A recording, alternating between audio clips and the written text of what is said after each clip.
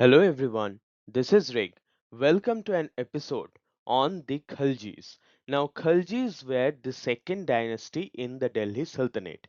They came just after the Mamluks. Even though this dynasty is very famous, but it is mainly famous only because of one ruler, that is Alauddin Khalji. He was the main and most important ruler of the Khalji dynasty, and also he was probably the most powerful ruler of the Delhi Sultanate as a whole. So we will discuss here about Alauddin Khalji, his achievements and his contribution to the culture of Delhi Sultanate. So without doing any delay, let's begin. Carry a notebook with you so that you can note down the important points, and also the last portion of this video contains the question and answers which will be helpful to you in your exams. So let's begin with the Khaljis. Balban's death and Jalaluddin Firuz Khalji. So Balban was the most important ruler of the Mamluks. He was the last ruler of the slave dynasty, and also he reigned for a very long period of time. So how did he die and what happened after his death? So Balban's death led to instability and court intrigues. So Balban was a very serious kind of a ruler who did not allow any kind of power to the nobles. So after his death, there was instability. His successors were very weak. There was no efficient ruler of the Mamluks after Balban. So Kaikwabad, a grandson of Balban, was murdered in 1290 CE. So Balban's grandson was ruling because of some reason, but he was murdered in 1290 CE. So after that, the Sultanate passed into the hands of Khaljis. Who was the founder of Khalji dynasty? Jalaluddin Firuz Khalji. He ruled for 6 years from 1290 to 1296 CE, and he is considered to be the founder of the Khalji dynasty. After him, so he captured the throne of Delhi in 1290. So what was the nature of his rule? He was pious and mild ruler. He forgave rebellious nobles and treated them well. So this was a mistake on the part of Jalaluddin Firoz Khalji, because he forgave the nobles who were plotting against him. He forgave them and treated them very well. So this led to lawlessness and revolts. His reign was gripped by internal conflict. So he could not be strict towards the nobles, and thus his reign was very much gripped by internal conflicts. And then he was ultimately assassinated by his nephew. Who was his nephew? Alauddin Khilji, who seized power in 1296 CE. So, who was Alauddin Khilji?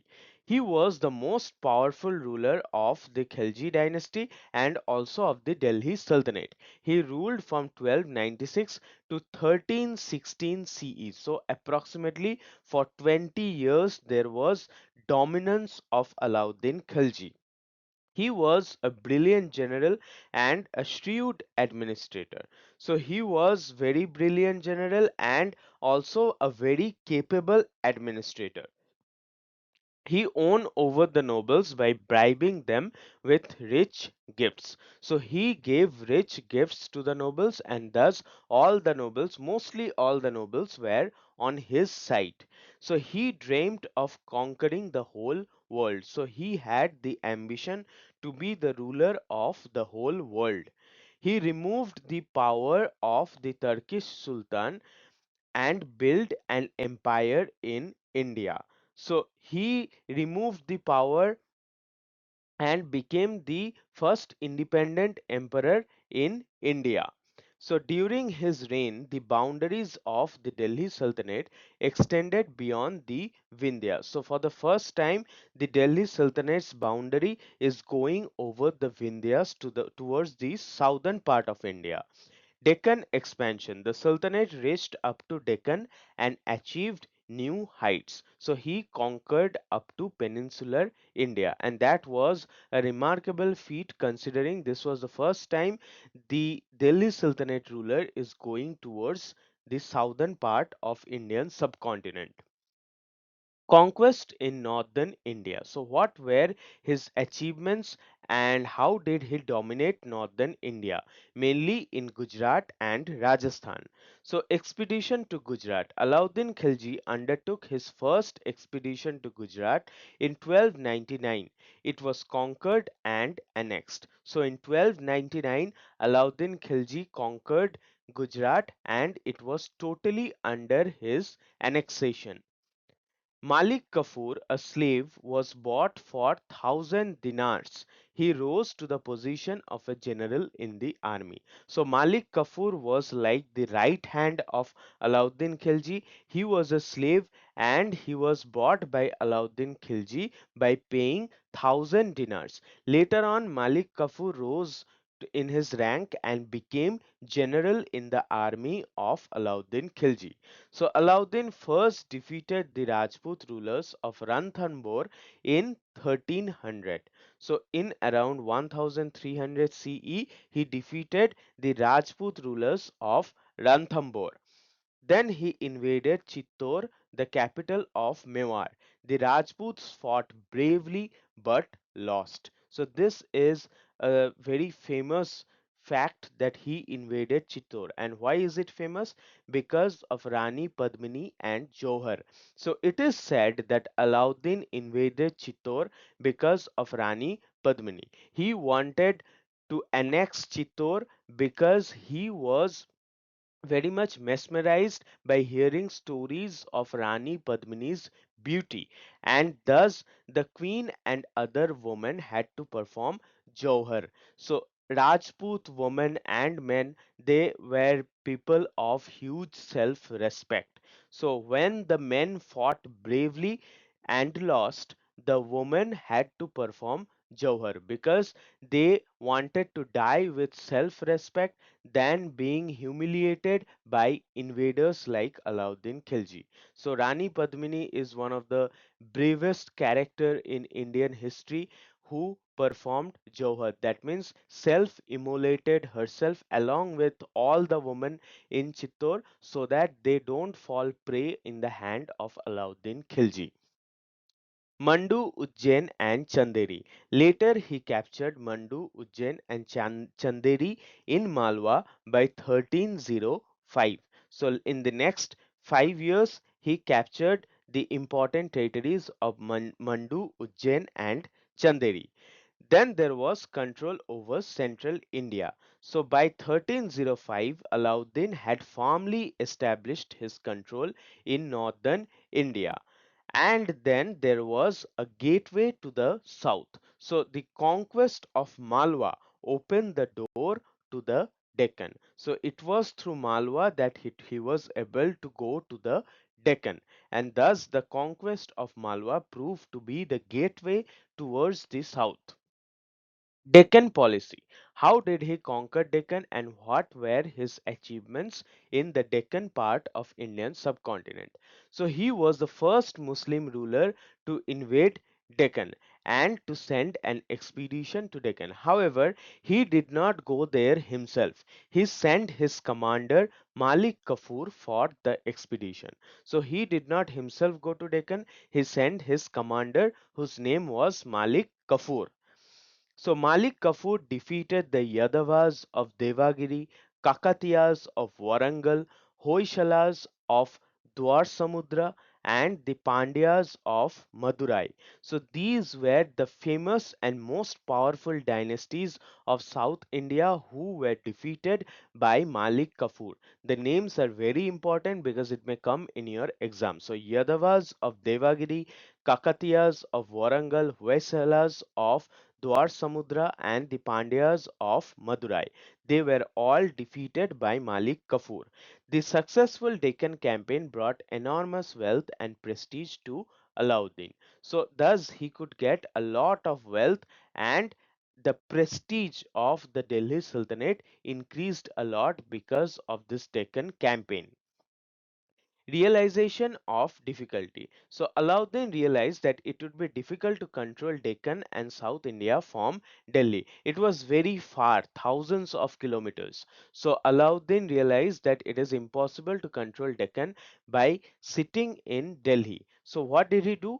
So the main aim of Deccan expedition was to amass as much wealth as possible. So he did not try to impose his dominion over the Deccan kingdoms. His only aim was to get as much wealth out of Deccan as much as possible. So he forced the Deccan and southern rulers to acknowledge his supremacy and pay heavy tribute. So he forced the Deccan rulers to accept him as his overlord, and they were allowed to do, or they were allowed to be independent in their own territories, but they had to pay heavy tribute to Alauddin. So he used this money to maintain his huge army. So all of this money that he got from Deccan was used to maintain the huge military capability of Alauddin Khilji. Now, why did he need such a large army? It was because of the Mongol threat. So you have heard about Genghis Khan. He attacked India. He was almost about to attack India at the time of Iltutmish of the Mamluk dynasty. But it was during the time of Alauddin Khilji that the descendants of Genghis Khan repeatedly attacked India. So there were frequent Mongol invasions. The Mongols invaded 5 times during Alauddin Khalji's reign. So 5 times the descendants of Genghis Khan attacked India when Alauddin Khilji was the ruler. And all of these attacks were repulsed with remarkable efficiency due to Alauddin's strong army. So Alauddin's strong army repulsed all these invasions with very much capability. He adopted several measures to stop further Mongol attacks. So all of this repulsion was due to his shrewd military capability and the measures that he took to stop Mongol attacks. What were the measures? He built new forts and repaired the old ones along the route of Mongol attacks. So he knew from which side Mongols will attack. In those areas, he built new forts, and whatever old forts were there, he repaired them with utmost urgency so that he can defend himself. So posting capable and efficient generals in those forts to guard the frontiers. So he put responsible people in respectable posts, and thus he was able to defend against the Mongols. So he organized the defense of Western Punjab. Western Punjab defense, because if the Mongols were to attack India, they would have entered India through Punjab or northern part of Rajasthan. So those areas were very much well defended. Alauddin raised a huge and powerful standing army. Means his army was always battle ready, and it was probably one of the most powerful army during medieval India. So he ordered the massacre of several Mongols who had settled in Delhi during Jalaluddin's reign. So the predecessor of Alauddin Khilji, his uncle Jalaluddin, was a very mild and forgiving person. So during the time of Jalaluddin Khilji, many Mongols had already settled in Delhi. In order to prove his dominance, Alauddin Khilji massacred all those Mongols so that the news spread and Mongols get an impression that Alauddin is a very ferocious and violent ruler. So Alauddin built a strong system to protect his empire from the Mongol raids, and thus he was able to defend against one of the strongest empire in the world, that is the Mongol Empire, repeatedly for 5 times. Repression of nobles. How did he deal with the nobles? So frequent rebellions were there. Alauddin had to face a series of rebellions by his nobles. Throughout the Islamic history of India, if you see, the nobles are very powerful, and it was very hard for every emperor to control them. So Alauddin also had to face a series of rebellions by his nobles. So he brought the nobles under control through several stern measures. So he was very strict towards the nobles, and not only that, he was expert in dealing with politics of the nobles. So he adopted several stern measures in order to deal with this noble threat. So Alauddin set up an efficient espionage system. Everything the nobles did was reported to the Sultan. So he set up a very good spy network, and he could get all the information about the nobles. So nobles had no opportunity to unite or conspire against the Sultan. Nobles did not get any opportunity to group up against Alauddin Khilji. So he forbade the nobles from visiting each other or forming matrimonial alliances. So the nobles were even not allowed to visit each other, and did not they were even not allowed to form matrimonial alliances with each other. So that is how he controlled the nobles. Ban on wine and gatherings. So if there was a chance for the nobles to be together, it was during different kinds of parties. So he banned wines, and no parties could be organized without his consent. So he did not give any chance for the nobles to group together. Alauddin brought out all the wine from his palace and emptied them publicly in order to send a message that wine will not be allowed in his kingdom.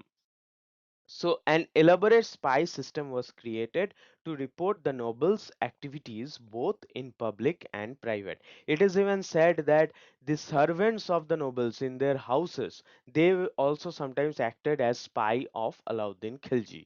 So he reclaimed all iktas. Iktas are territories within the empire which is placed under an iktadar.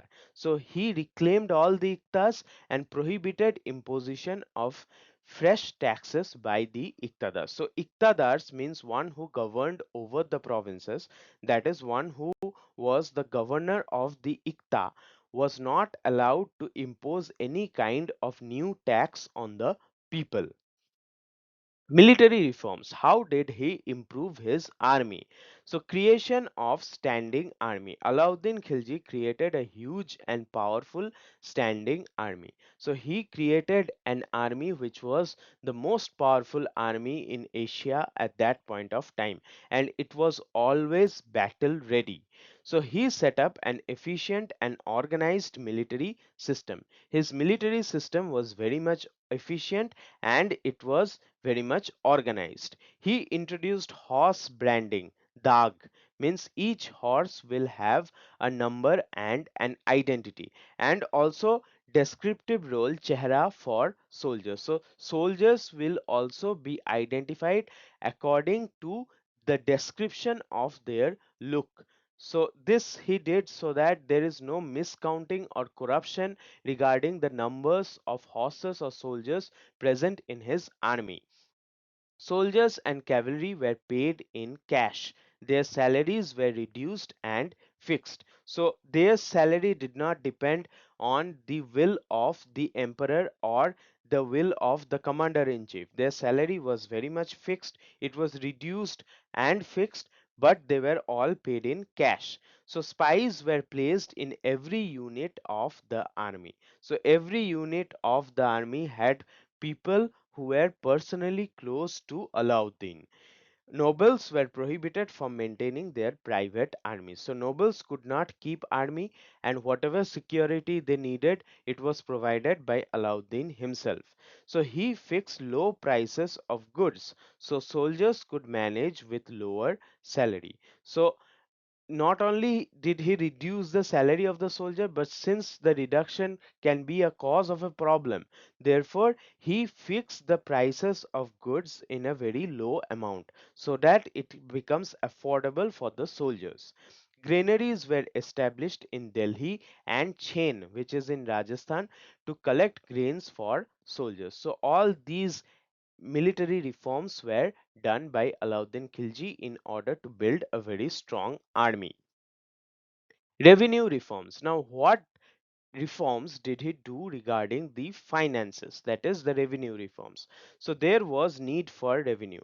To maintain a huge army, Alauddin needed a large amount of money. So his army was very huge, and to maintain that kind of an army, he needed large amount of money. So he adopted various measures to raise the revenue of the Sultanate. So he did a lot to raise the revenue of the Delhi Sultanate. Alauddin raised the land revenue from 30 to 50% of the produce. So there was mainly only one kind of revenue, that is the land revenue. So previously the land revenue was like 30% of the produce. Now Alauddin Khilji raised it to half, means 50% of the produce belonged to the state. Land was measured properly and revenue was collected directly in cash. So in order to organize the system in a better way, he measured all the lands again and he fixed the revenue in cash. The state's share of land revenue was fixed and predefined. So state's share of the land revenue was totally fixed and it did not change based on what was the financial condition of the empire or the will of the emperor. It was totally fixed. Special revenue officers were appointed to measure the land, calculate and collect taxes. So there were special bureaucrats who dealt with this revenue practices. Now, how did he regulate the prices of commodities in his empire? That we will know through market regulation. So, there was a need for price control. Alauddin introduced price control to offset reduced soldiers' salaries and peasant taxes. So, peasants were already paying a lot more tax than before, that is 50% of the produce, and soldiers' salary had been reduced. So, Alauddin had to control the prices also so that it becomes affordable for all. So he fixed the prices of essential goods so that soldiers could afford them on lower pay. So he also reduced the prices of the goods and fixed them. No one could increase or decrease the price of any item without permission of the Sultan. That is how soldiers could afford them even after getting very low salaries. So prices of all commodities including grains, cloth, cattle and slaves were set by Alauddin himself. So prices of all the commodities were set by Alauddin. He appointed Shahana-e-Mandi, which is the market controller, Burids, who dealt with intelligence, and Munhiyans, who were the secret spies to enforce rules. So he had several officers or his people in the market to control all these practices.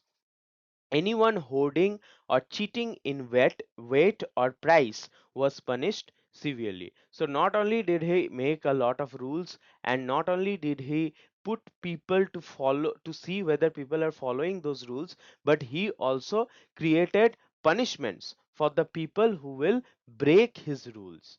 Grain was collected through granaries set up in Delhi and Chain. So grain was collected through the granaries which were present in Delhi and Chain in Rajasthan. And these granaries were mainly for the use of army. Art and architecture. So how was Alauddin Khilji a patron of art? So he was a patron of art and learning. He patronized art, architecture and learning. His court included many scholars and famous Persian poet Amir Khusru. So Amir Khusru was the famous Persian poet who resided in the court of Alauddin Khilji. Alauddin's reign saw the creation of large and imposing monuments. So there was large imposing monuments built during the time of Alauddin. He built the Alai Darwaza, the gateway of Qutub Minar. So the Qutub Minar complex has an entry point, that is the Alai Darwaza, and it was built by Alauddin Khilji. So he also constructed the Siri Fort and Hazar Situr, Palace of Thousand Pillars. So these were the famous architectural achievements of Alauddin. So he also built Hoj-e-Alai, now Hoj Khas, and a large tank for Siri residents. So many of them were for the use of army people, but it can no way be said that Alauddin was not a patron of art and architecture. He built a lot of important monuments of the Delhi. Who was the founder of the Khalji dynasty? Jalaluddin Firuz Khalji was the founder of the Khalji dynasty. He captured the throne of Delhi in 1290 CE. Give a brief introduction of Alauddin Khalji. Alauddin Khalji was the most powerful ruler of the Khalji dynasty. He was a brilliant general and a shrewd administrator. He extended the boundaries of the Delhi Sultanate beyond the Vindhyas to the Deccan and brought the Sultanate to new heights. Name the areas conquered by Alauddin Khilji. Alauddin Khilji conquered Gujarat 1299, Ranthambore 1300, Chittor, capital of Mewar, and regions of Malwa including Mandu, Ujjain, and Chanderi. He also expanded into the Deccan, defeating the Yadavas of Devagiri, Kakatiyas of Warangal, Hoysalas of Dwar Samudra, and Pandyas of Madurai. Discuss the Deccan conquests of Alauddin Khilji. Alauddin was the first Muslim ruler to send expeditions to the Deccan. His commander Malik Kafur led campaigns against Devagiri, Warangal, Dwar Samudra, and Madurai. The campaigns brought immense wealth and prestige, though he realized it was difficult to directly control the south from Delhi. His main aim was to extract tribute and wealth to maintain his huge army.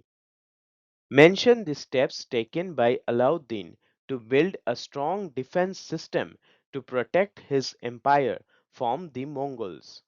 He repulsed five Mongol invasions efficiently, built new forts and repaired old ones, appointed capable generals on frontiers, organized defense of western Punjab, raised a huge standing army, ordered the massacre of settled Mongols in Delhi, built a strong spy network to monitor threats.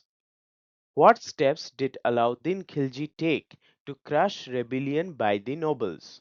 Set up an efficient espionage system to monitor nobles, forbade them from visiting each other or forming matrimonial alliances, banned use of wine and public parties without prior consent, reclaimed all Ikta lands, prohibited nobles from maintaining armies, placed spies in public and private spaces to prevent conspiracies. Mention four military reforms introduced by Alauddin Khilji, created a huge standing army, introduced branding of horses, dag, maintained descriptive roles of soldiers, chehra, paid soldiers in cash and fixed their salaries, placed spies in every army unit to check loyalty. Discuss Alauddin Khilji's revenue reforms. Increased land revenue from 30 to 50% of produce, ensured proper measurement of land, collected revenue directly in cash, appointed revenue officers to calculate and collect tax, fixed state shares, and banned arbitrary taxation. How did Alauddin Khilji maintain control over the market? Introduce strict price control on goods, fixed prices of grains, cloth, slaves, and cattle, appointed officials like Shahana-e-Mandi, Barids, and Munhiyans, punished hoarding and cheating, built granaries in Delhi and Chain to store grain for market control. How do you know that Alauddin was a patron of art and learning? Alauddin Khilji patronized learning, art, and architecture. His court had renowned scholars and artists, including the great Persian poet Amir Khusro. His architectural legacy includes the Alai Darwaza, Siri Fort, Hazar Situr, Palace of Thousands Pillars, and Hoj-e-Alai, now Hoj Khas. So that was all about the Khalji dynasty. Here we have discussed mainly in detail about the Khalji dynasty. In our next video, we are further going to discuss about the functions and other dynasties of Delhi Sultanate. Hope you have liked the video. Please support me so that I can bring brighter contents in future. Thank you so much for your love and support.